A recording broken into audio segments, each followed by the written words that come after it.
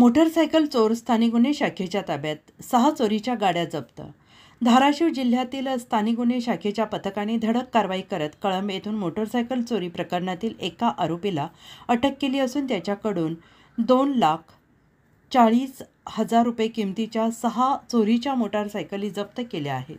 माननीय पोलीस अधीक्षक श्री संजय जाधव आणि अप्पर पोलीस अधीक्षक श्रीमती शफकत आमणा यांच्या आदेशावरून 3 एप्रिल 2025 रोजी स्थानिक गुन्हे शाखेचे सहाय्यक पोलीस निरीक्षक सुदर्शन कासार आणि पथक धाराशिव जिल्ह्यातील गुन्हे उघडकीस आणण्यासाठी कळंब येथे दाखल झाले।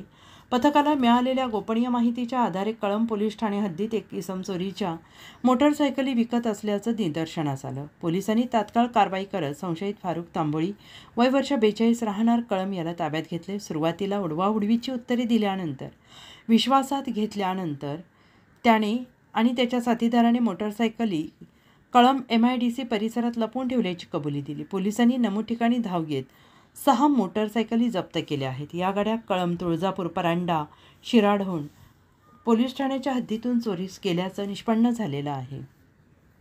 आरोपीस आणि मुद्देमालस ताब्यात घेऊन पुढील कारवाईसाठी तुळजापूर पोलीस ठाण्यात हजर करण्यात आलेलं आहे।